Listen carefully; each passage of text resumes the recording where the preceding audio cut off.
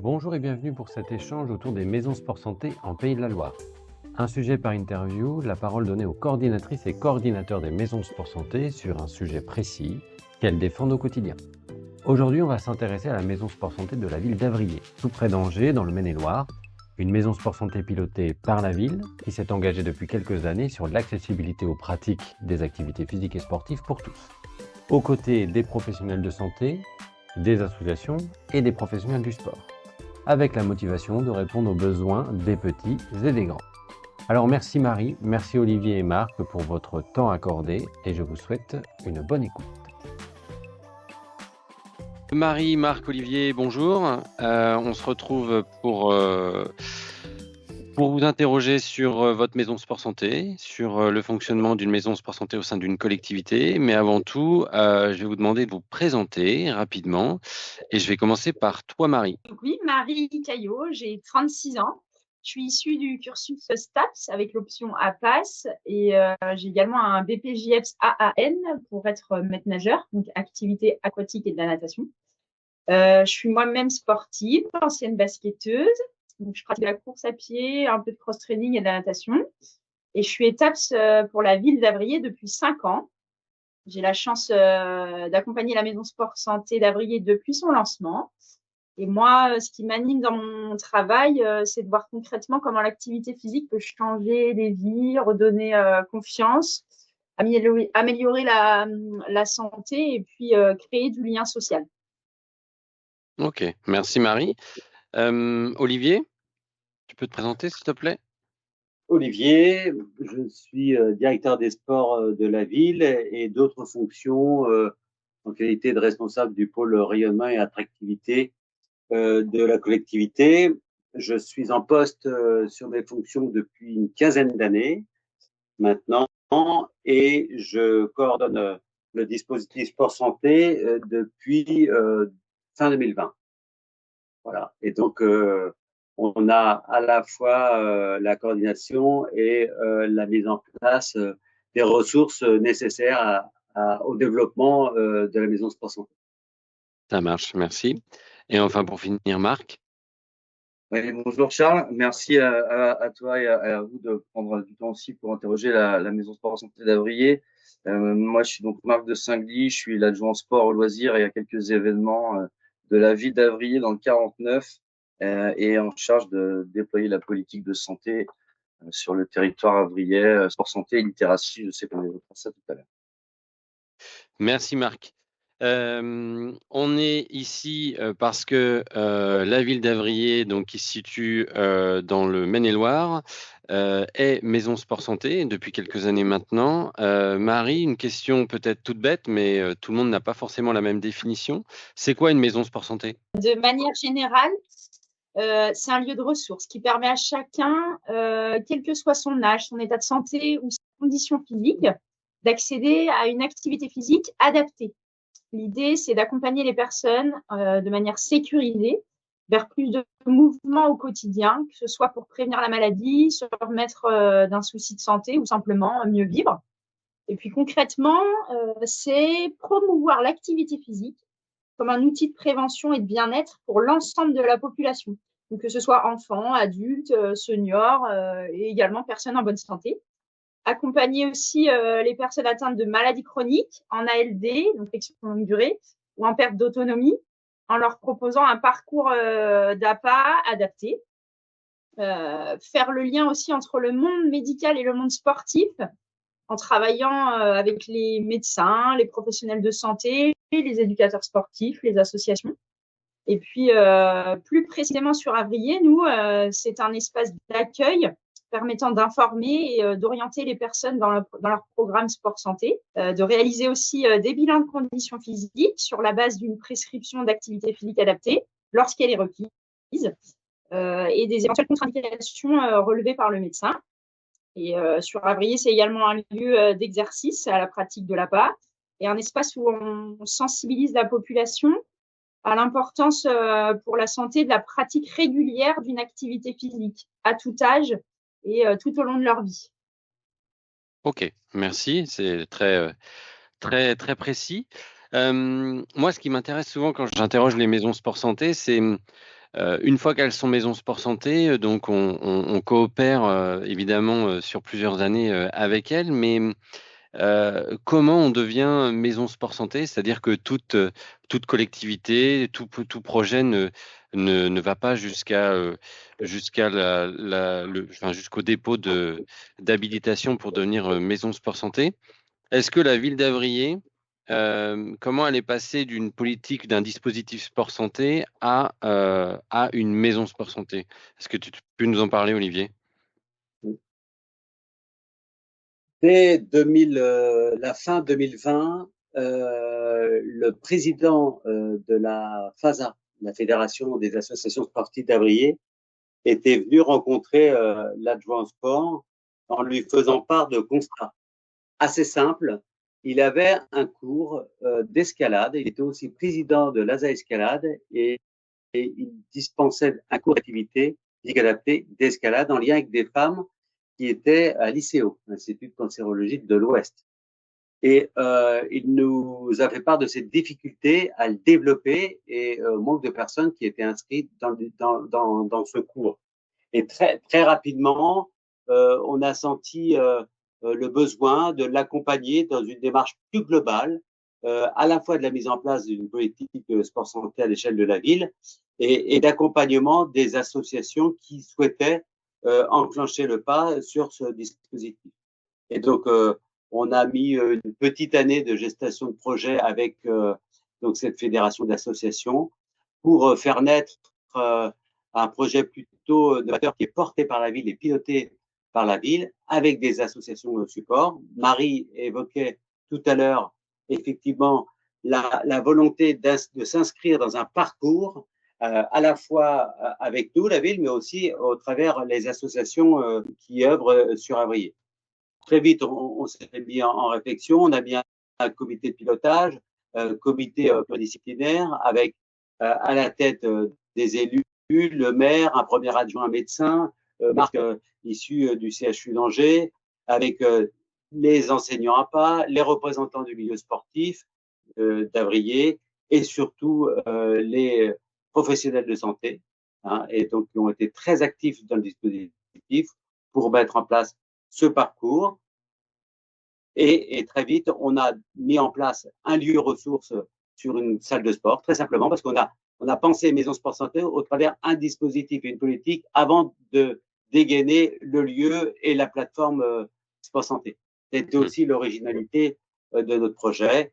Très rapidement, on a commencé. Très vite, on a atteint aussi nos limites dans ce lieu qui était à l'extrémité d'une salle d'escalade. Donc, pas très adapté au bout de quelques temps. Et donc, on a désormais un lieu plus adéquat à recevoir le public. Quand des agents ou même des particuliers font ce constat-là et que ça devient intéressant, comment on passe la main aux élus après? Comment ça s'est passé pour vous? Déjà, à l'époque, il y avait le déploiement de la stratégie nationale 2019-2024. Donc, il était aisé ou pas, mais il était, ça m'a rendu le parcours et ça m'a rendu la démarche plus facile à présenter aux élus. Et il y avait une sensibilité sur ce côté care, de prendre soin de la population, d'œuvrer sur la santé qui se dégrade des concitoyens. Et donc, avec cette sensibilisation, les élus ont pris conscience et ont démarré dans cette démarche. Et Marc, c'est quoi la dimension politique d'un projet sport santé? Alors, un petit peu avant, je me permets de revenir et de compléter un peu les propos d'Olivier. Olivier, effectivement, a raison. Moi, il a été facile de me convaincre puisque ma tante faisait partie du cabinet de la ministre des Sports en 2018, donc elle était un peu au cœur du lancement de la stratégie nationale sport santé. Donc, quand moi, je suis un nouvel élu, donc quand je suis arrivé, qu'on a échangé sur le sport santé avec Olivier, on avait besoin de partir d'un constat simple quand même, c'est que beaucoup de nos habitants nous disaient qu'ils voulaient reprendre une activité physique, mais ne savaient pas trop comment s'y prendre. Ça, c'était un peu à l'origine du projet. Donc, face à ce besoin, on avait on a choisi de construire un projet solide, mais étape par étape, comme vous l'a dit Olivier. On a d'abord réalisé un état des lieux, quel dispositif était déjà en place. quelles étaient les attentes des habitants et comment nous, ville, on pouvait combler éventuellement ces attentes et les dispositifs qui n'existaient pas. On a effectivement réuni nos partenaires un peu naturels, hein, les associations sportives, le milieu médical. N'a pas été chose aisée au démarrage du projet, puisque les médicaux, il a fallu les convaincre d'être partie prenante, puisque au démarrage du sport santé, c'était essentiellement sur prescription médicale. Et donc, c'est là que réside l'innovation de notre démarche et la création d'une commission pluriprofessionnelle sous l'impulsion de la ville, en mettant autour de la table les médicaux, les paramédicaux, les acteurs du sport sous l'impulsion de la ville. Et on a choisi aussi de s'affilier à la Fédération française des clubs omnisports pour assurer notamment la formation des éducateurs. Ça nous a paru important qu'ils aient les bonnes compétences pour accueillir le public également au sein des clubs. Notre objectif, il a été très clair, c'est de faire de l'activité physique un levier de santé publique, en tout cas sur la ville d'Avrillé au démarrage, mais aussi d'inclusion sociale. Marie reviendra tout à l'heure dessus, parce que l'activité physique, le sport, c'est pas qu'une question de performance, à mon sens. C'est un moyen de prévenir des maladies, d'améliorer la qualité de vie des personnes fragiles notamment. Et c'est un lien de vecteur et d'inclusion sociale, mais ça, ce n'est pas à démontrer. Le sport a toujours été tel que. Et donc, la maison sport santé d'Avrillé, c'est vraiment un lieu ressource. Et nous, politiquement, c'est quelque chose qu'on a voulu construire vraiment conjointement avec également les adhérents à la maison sport santé, puisqu'on les rend acteurs de leur parcours au travers de l'application Gouvap. La collectivité, c'est l'échelon d'ailleurs le plus proche des habitants. On connaît leurs besoins, leurs envies, mais aussi parfois leurs freins, évoqué Olivier. Le manque d'information qu'il y a pu y avoir au démarrage du projet autour du sport santé. On sait qu'il y a eu un appel d'air sur les premières habilitations. Beaucoup de gens s'y sont lancés. Très peu de collectivités finalement ont franchi le pas en allant jusqu'au bout. Et c'est là qu'Avrillé s'est un peu démarqué, puisque il y a en gros, je crois, 14% de maisons sport santé qui ont été un peu initiées par des collectivités, mais on fait partie des rares qui avons pris le projet à 100%. C'est-à-dire qu'on a un projet, c'est une maison sport santé ville à 100%. On a un ETP et demi à peu près avec Marie, Guillaume et Olivier qui coordonnent le projet, mais on a mis aussi un bâtiment à disposition et la ville met la main à la poche au démarrage du projet. Donc, on a aidé à acheter du matériel et tous les ans, on aide également les associations au travers de subventions. Voilà. Donc, s'il y a besoin de support, la ville est là. Donc, en fait, la ville est un peu entre guillemets, le chef d'orchestre. Concrètement, on est en mesure de réunir les partenaires qui se parlaient pas forcément au démarrage du projet et qu'on a mis autour de la table, et force est de constater que finalement, ça bien nous en a pris, puisque maintenant, il y a des échanges même directement entre les médicaux, les associations et nos APA, Marie et Guillaume, et que la ville est plutôt là maintenant en support. Et ça, c'est très, très bien. Ce qui nous permet de développer d'autres projets. Donc, notre force est de créer des passerelles entre ces mondes, en fait, pour bâtir un projet commun et plutôt cohérent.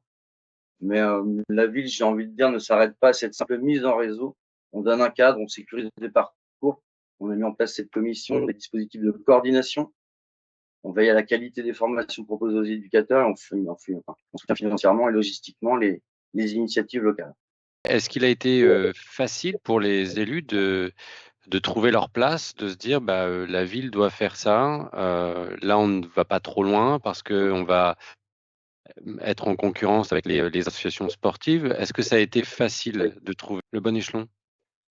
Alors, on a la chance sur Avrillé que oui, ça a plutôt été facile ici. Pourquoi? Parce qu'Avrillé est plutôt une terre de sport déjà intrinsèquement. On a l'habitude de dire avec Olivier, Avrillé sportif par nature.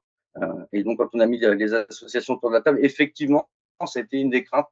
Mais on a construit le projet avec eux, donc ils ont été vraiment partie prenante avec nous. C'est-à-dire que c'est une impulsion ville, mais le parcours est un peu passerelle. La maison sport santé d'Avrillé a pour vocation d'être une maison sport santé de passerelle, pour derrière renvoyer dans les différentes associations sportives de la ville. Pour compléter, ça a été facilité du fait qu'aussi, l'État a aussi envoyé des signaux relativement forts aux fédés.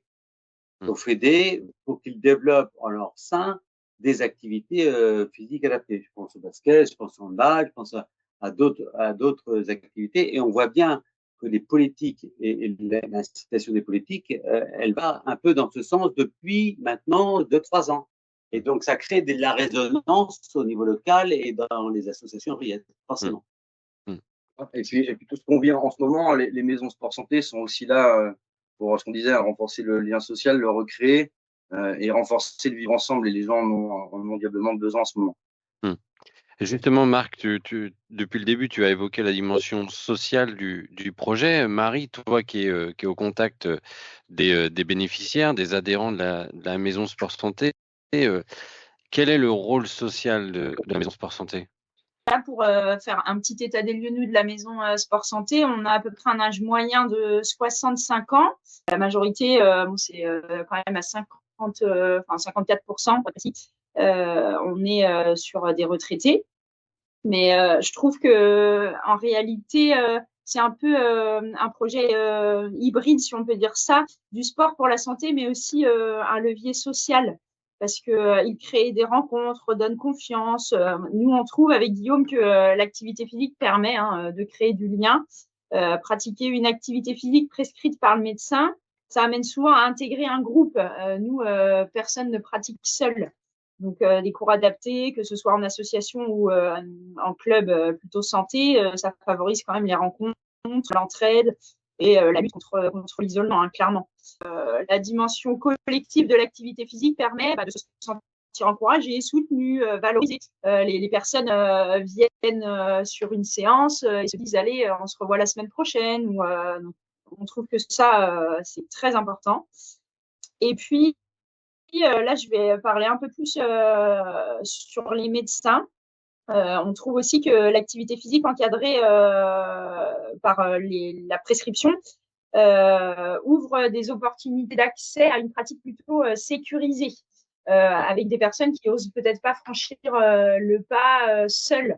Et en fait, on trouve que le médecin a un rôle vraiment prépondérant dans cette collaboration-là, parce que il a un poids particulier, il connaît l'histoire de son patient, les besoins et les limites de son patient. Et pour moi aussi, quand le médecin prescrit une activité physique, il valorise son patient en lui disant en quelque sorte, je crois que vous pouvez y arriver et ça va vous aider. Donc, au-delà du soin médical, je trouve que le médecin devient vraiment un acteur de santé publique qui contribue à la prévention et à l'intégration sociale de son patient, en plus de nous. Ok. Et cette dimension sociale, ce lien avec un démarrage autour de la prescription et ensuite les gens viennent te voir, est-ce que tu l'as ressenti tout de suite dès le début du projet Maison Sport Santé, ou c'est au final, avec les années, la Maison Sport Santé s'est étoffée, a pris un peu plus d'ampleur, ou tout de suite, tu as compris que la MSS allait avoir ce rôle-là? Non, pour être honnête, je pense qu'on l'a ressenti, Olivier et Marc aussi, je pense peut-être au bout de 1 an ou 2 ans de pratique vraiment. Parce qu'en fait, au début, les principales difficultés, c'était déjà l'absence de qualification de certains bénévoles ou éducateurs sportifs dans les associations. Parce qu'on est quand même avec des publics fragiles, donc on va pas les orienter vers n'importe qui, si on peut dire ça. Et puis ensuite, la difficulté avec les associations aussi et créer ce lien-là, c'est qu'en fait, au départ, les patients ou les pratiquants avaient plein d'interlocuteurs et ils étaient un peu perdus. Donc en fait, il fallait harmoniser, faire rencontrer les éducateurs sportifs entre eux, avec nos pratiquants, pour justement recréer ce lien-là entre eux et dire voilà, il existe ça, telle personne est ici, vous pouvez avoir confiance aussi, voilà. La question peut-être qui est la plus difficile quand on démarre un dispositif, on crée un projet autour d'une maison sport santé, c'est le coût. Le coût pour la ville, Marc. Comment ça a été vécu, ça a été perçu au démarrage du projet. Est-ce que tu peux nous en dire plus? Oui, oui. Avant de rentrer un peu plus précisément dans les chiffres qu'Olivier va vous donner, en fait, il a effectivement fallu convaincre Madame le maire et mes collègues élus de se lancer dans ce projet-là. Alors, on a la chance quand même d'avoir un premier adjoint qui est un ancien médecin, donc qui était lui aussi déjà un peu convaincu. Moi, j'arrivais du CHU en danger dans ma précédente expérience professionnelle où j'avais pu aussi vivre et être au contact de certains médecins qui commençaient à balbutier aussi dans ce côté sport santé.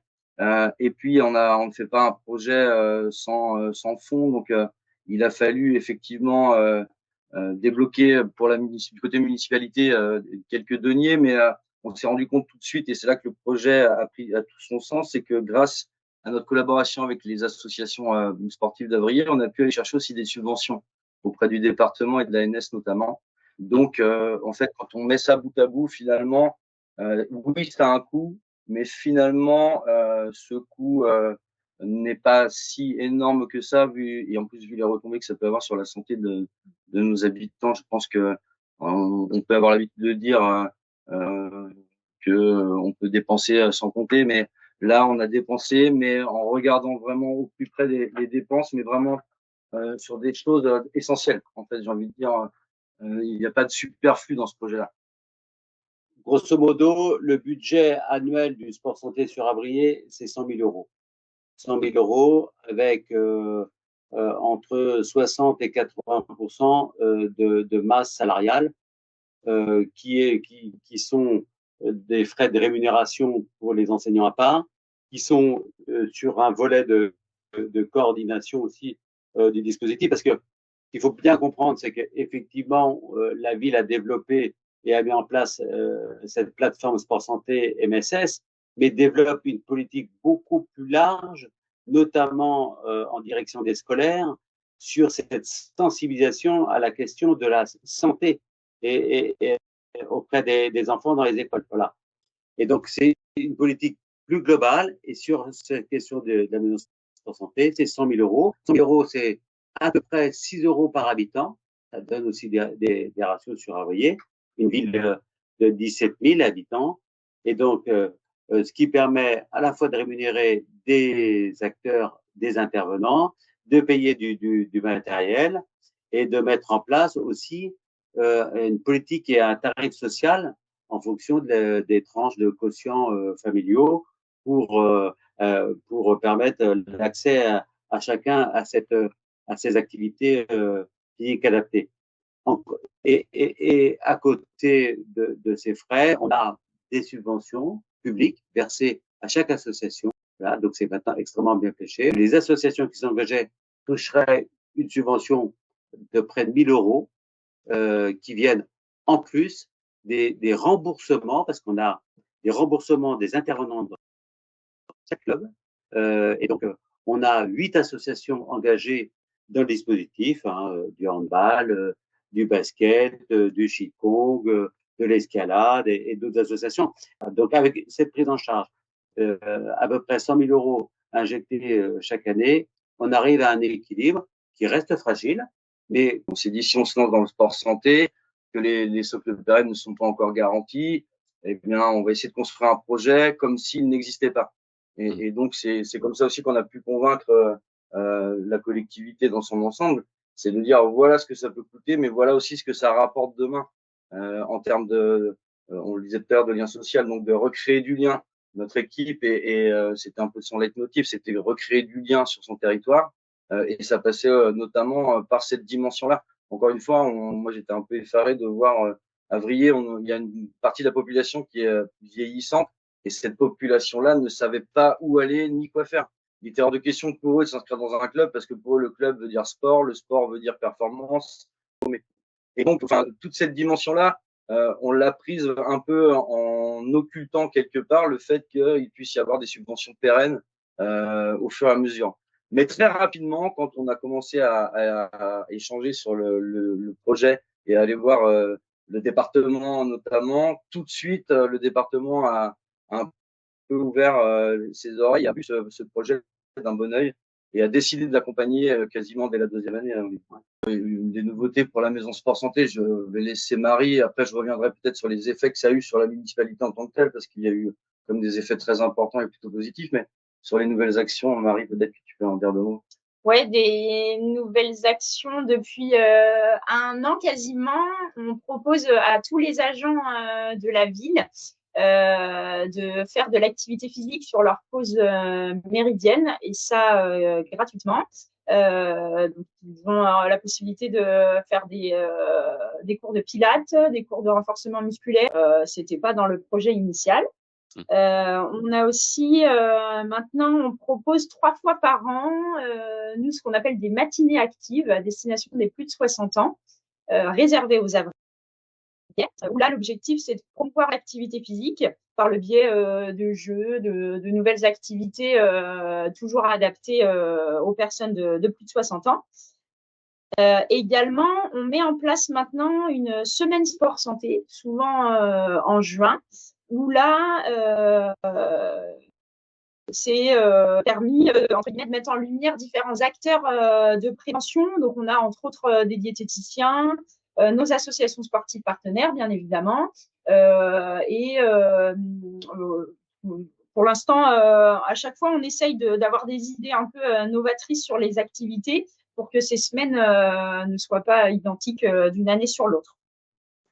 Et puis juste pour ajouter, alors c'est pas novateur, mais ça n'existait pas sur Avrier. Ça nous a permis de réfléchir aussi, du coup, là, ce que je disais tout à l'heure sur les personnes sur lesquelles les associations sportives et le mot sport fait peur, de réfléchir par la FASA, justement, donc notre fédération des associations sportives, sur la création d'une licence multi-sport, multi-activité, finalement. Et finalement, en allant interroger les adhérents, c'est quelque chose qui potentiellement peut plaire et va plaire. Donc, c'est pas novateur, parce que c'est déjà, mais sur Avrier, ça n'existait pas. Donc, ce projet-là nous a permis de réfléchir aussi à ça. On comprend aisément désormais qu'au bout de 2 ans de pleine activité de la MSS, comme on l'inscrit, et trouver des tremplins vers les associations partenaires pour qu'ils puissent reprendre une activité de façon récurrente et de façon hebdomadaire. On dit que c'est pas moins de 2 fois par semaine. Et donc, l'idée, c'est aussi ça, de trouver des associations qui puissent prendre leur relais, donc dans les 8 qu'on a dans le dispositif. Je vais me répéter un peu, mais ça nous a donné l'occasion d'élargir notre action en lançant une véritable politique de santé publique. C'est un véritable outil de prévention, de bien-être et d'inclusion. Et ça a permis, je pense, au service et même aux élus, de changer notre manière de travailler. Ça nous oblige à croiser nos compétences, à nous mettre autour de la table, à croiser les regards des associations avec les professionnels de santé, les structures médico-sociales. Ça a permis aussi ce rapprochement-là. Et ça, c'est quelque chose qui avait du mal un petit peu, enfin moi quand je suis arrivé en tout cas, c'est le constat que j'avais fait, c'est que ces différents acteurs avaient du mal à échanger entre eux. Ils sont très éloignés les uns des autres. Et donc pour nous, c'est un projet qui donne du sens. Ça renforce le rôle de la municipalité auprès de ses habitants. Ça recrée du lien, en tout cas, entre les politiques et les habitants, et ça répond à des besoins très concrets. Reprendre une activité après une maladie, se remettre en mouvement malgré des fragilités, ou simplement retrouver une confiance en soi grâce à l'activité physique, et ça, c'est hyper important. Enfin, je pense que la maison sport santé, et depuis encore plus l'habilitation, ça a donné une visibilité nouvelle à notre ville. Elle montre qu'Avrier est capable d'innover, porter une démarche exemplaire qui place l'activité physique au cœur d'un projet de société. Et pour nous les élus, c'est, enfin en tout cas pour moi une vraie fierté ce projet-là, parce qu'on voit au quotidien que cette initiative améliore le quotidien de la vie des habitants. Et en fait, ça donne un rôle central à la collectivité dans cette santé publique. Quelle est votre feuille de route pour que ce projet, il n'ait pas de fin, qu'il soit toujours d'actualité? L'idée un peu centrale dans les prochains mois et les prochaines années, c'est de garder notre réseau mobilisé. Je rappelle, un comité de pilotage, des acteurs sportifs, professionnels, médicaux et des élus. Donc, il faut qu'on garde ce niveau de mobilisation des acteurs pluridisciplinaires. Donc, il faut qu'on continue la coopération et le réseau des prescripteurs, il faut qu'on le développe. Les prescripteurs, c'est assez impressionnant, mais on a 75 prescripteurs donc qui, sur ordonnance, prescrivent des activités physiques adaptées, dont 55 médecins généralistes. Voilà. Alors, ils viennent pas tous de la ville, On a une dizaine, on a été un peu plus loin dans l'analyse, on a une dizaine de communes. Donc, on a des médecins sur une dizaine de communes et une grande majorité de médecins généralistes. Alors, il nous faut développer la coopération, il faut étendre les programmes de prévention. On travaille avec nos collègues du secteur social. Il faut qu'on travaille avec les populations les plus éloignées, les plus éloignées à la fois de la pratique et qui sont en précarité, les plus fragiles au niveau de leur santé. Il faut qu'on travaille aussi nos bonnes pratiques avec le réseau et le collectif des éducateurs qui interviennent dans chaque discipline. C'est pas le plus facile, on va pas se le cacher. Développer, animer et coordonner ce collectif, c'est pas le plus facile. Donc ça, c'est un travail sur le long terme. Il faut qu'on dégage nos capacités aussi de mise à disposition de nos équipements. Il faut faire comprendre aussi aux associations sportives que une des priorités de la ville, c'est la question du sport santé. Donc, c'est aussi dégager des créneaux adaptés à la pratique.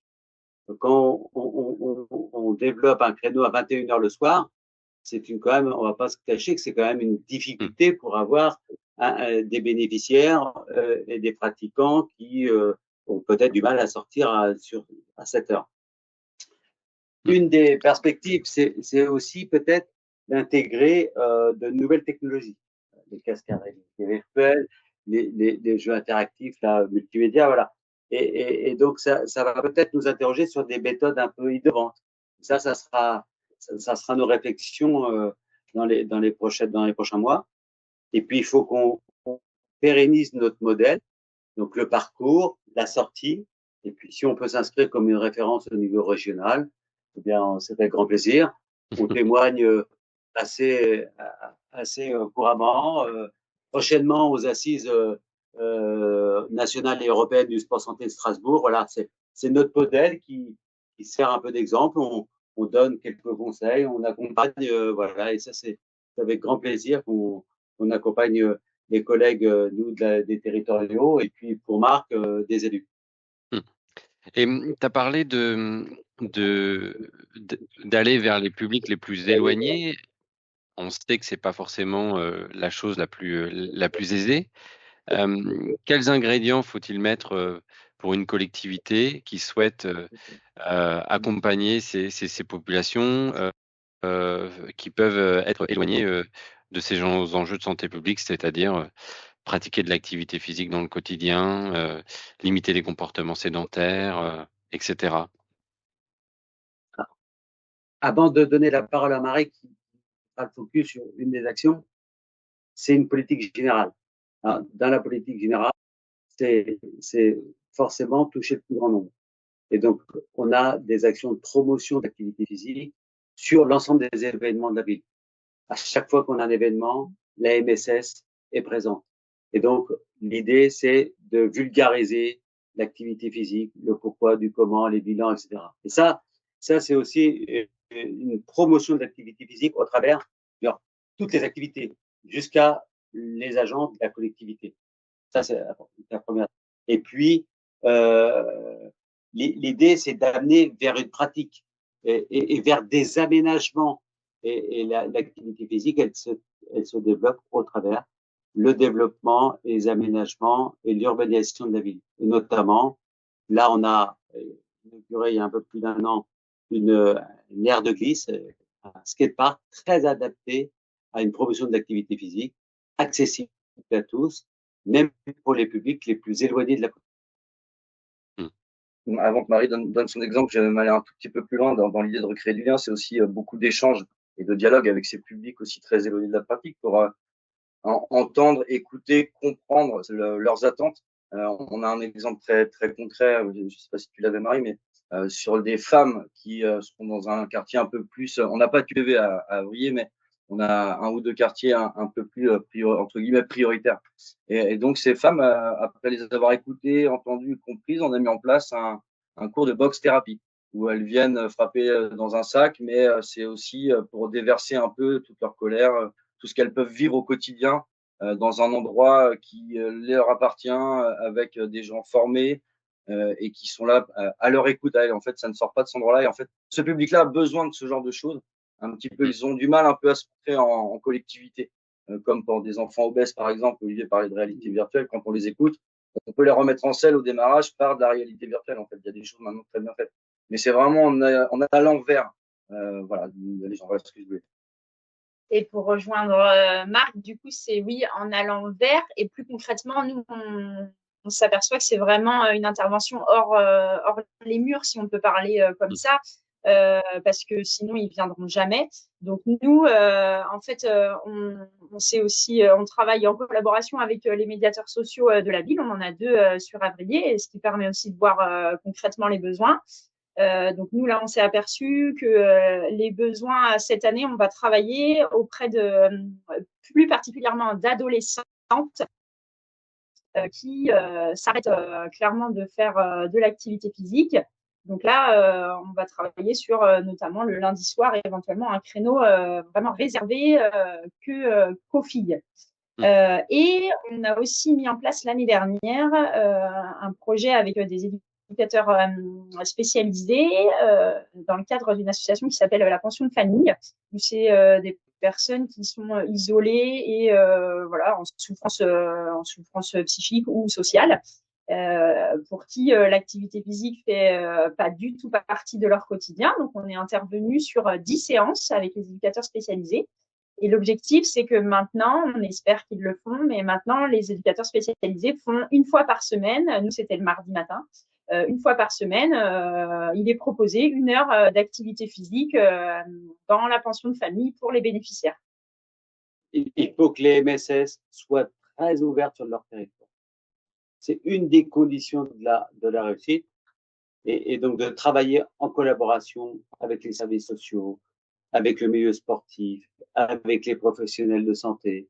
C'est toutes ces ouvertures qui créent l'opportunité de développer des actions. Finalement, c'est vraiment déjà les missions d'une collectivité, l'aller vers.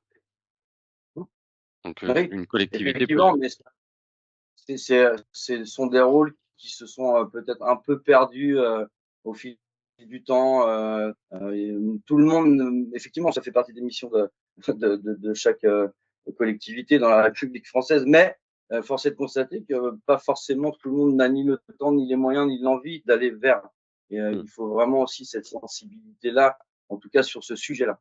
Oui, je comprends. Il y a un dernier point qu'on n'a pas abordé, c'est la littératie physique.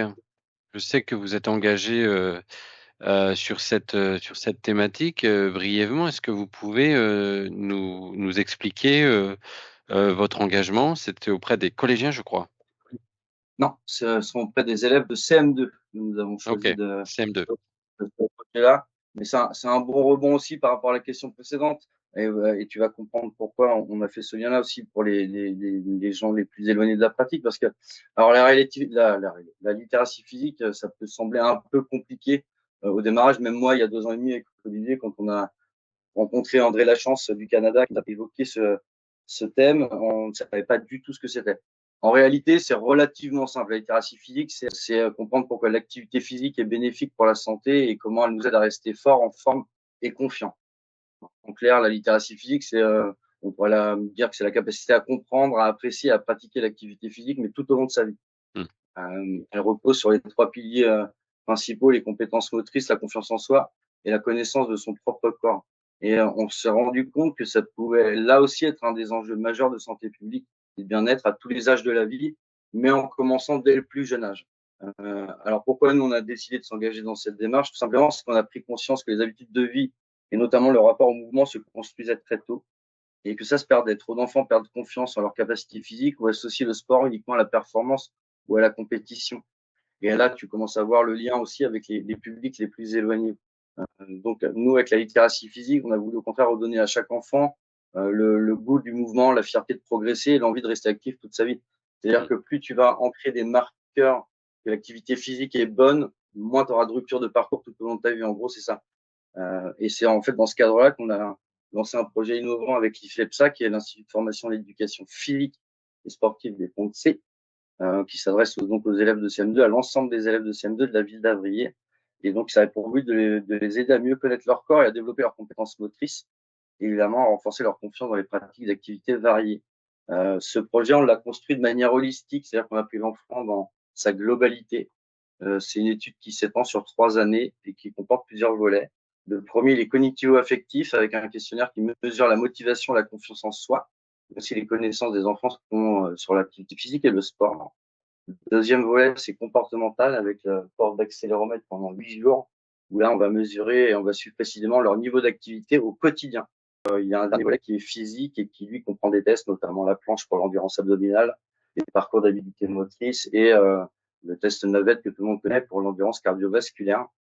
Il reste une année, 2026, où on aura l'ensemble des résultats. Ça nous permettra à nous, ville, d'émettre des recommandations beaucoup plus concrètes et favoriser le développement global des enfants. L'ambition, elle est claire, c'est d'essayer de créer une véritable école du mouvement, c'est-à-dire remettre le mouvement au cœur des priorités de chaque personne. Si demain, les enfants qui habitent à 500 mètres d'une école peuvent y aller à pied plutôt qu'en voiture quand papa et maman partent au travail, on aura gagné des choses. Et cette école du mouvement se veut être une école avec une palette d'activités très large et variée, pas que de l'activité sportive, mais les arts du cirque, du théâtre, etc. Donc en fait, c'est voilà, rendre chaque enfant acteur de son mouvement dans le plaisir, la diversité et la confiance.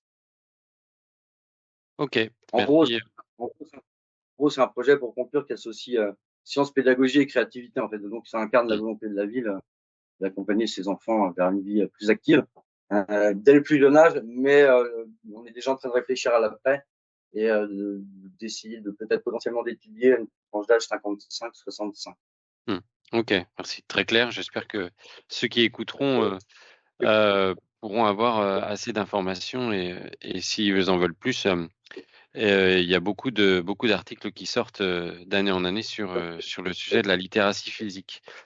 Pour conclure, Marie, est-ce que comment tu pourrais résumer un peu le rôle préventif d'une maison sport santé? De toute façon, l'activité physique, on l'a dit, je pense que vous l'avez compris et ceux qui écoutent le savent, hein, c'est un levier vraiment de prévention qui améliore la santé, au-delà des bénéfices individuels. Ça crée du lien social, on l'a dit, renforce la confiance entre le patient et le médecin. Et puis pour faire plus simple, le sport, voilà, c'est un geste de prévention qui rapproche, protège la santé. Et on va le redire encore, mais créer du lien. Et je pense que ça, si on a du lien, on n'est pas isolé. On est dans un cercle vertueux. Est-ce que Olivier, tu as ton mot de la fin? On est rentré très clairement ces dernières années dans une ingénierie de projet. Et dans les prochaines années, c'est de mobiliser et de garder cette dynamique de territoire entre ces différents acteurs, d'accompagner les associations sportives dans cette volonté de développer du sport santé, et puis faire face à l'évolution de la population, parce que on va avoir une population qui va se développer. Donc le pari pour demain pour les équipes, c'est de faire face à ça et d'essayer de contrecarrer tous ces phénomènes à notre échelle d'Avrier, commune de 17 000 habitants. Merci Olivier. Marc, pour conclure? Ouais, pour conclure, je reviendrai pas sur ce qu'ont évoqué Marie-Olivier, qui sont aussi très importants, mais je vais insister juste sur un dernier point. Le sport santé et la littératie physique, ce sont pas que des projets municipaux, ce sont de véritables choix politiques qui nous permettent encore une fois de fédérer l'ensemble des acteurs. C'est une dynamique politique qui fait aujourd'hui la force de notre territoire, en tout cas sur la collectivité d'Avrier. C'est vraiment une volonté politique d'innover, d'anticiper les enjeux de demain. On le voit bien, sport santé, littératie. On réfléchit déjà à des projets de demain. Le mot de la fin, c'est pour moi, il faut faire de l'activité physique une priorité absolue en matière de politique publique et même au plus haut niveau de l'État. Chose qui commence un peu à arriver, mais je pense qu'il faut appuyer encore un peu plus sur l'accélérateur. Ok, merci. J'espère qu'ils entendront ce podcast, même si je pense qu'ils ont déjà toutes les bonnes initiatives et quelques exemples qui fonctionnent, mais encore faut-il pouvoir le mettre en place à l'échelle nationale, ce qui n'est pas forcément le plus évident. J'espère que tout ce que vous avez dit aujourd'hui, eh bien, ça pourra répondre à certaines interrogations. La collectivité peut être très aidante et même très proactive sur le sujet. Merci à la ville d'Avrier de donner cet exemple-là pour la région Pays de la Loire. J'espère que vous ferez, on va dire, des envieux à Strasbourg au mois d'octobre. Et puis, je vous remercie encore pour le temps que vous nous avez accordé. Merci à toi, Charles. Et juste pour rebondir, des envieux, non, mais créer des envies, oui. Oui. Et ça sera avec grand plaisir que si certains qui nous écoutent ou qui peuvent rencontrer, s'ils ont envie de venir échanger avec nous, ce sera avec grand plaisir. Ça marche. Merci à vous trois. Merci, Charles. Merci, Charles.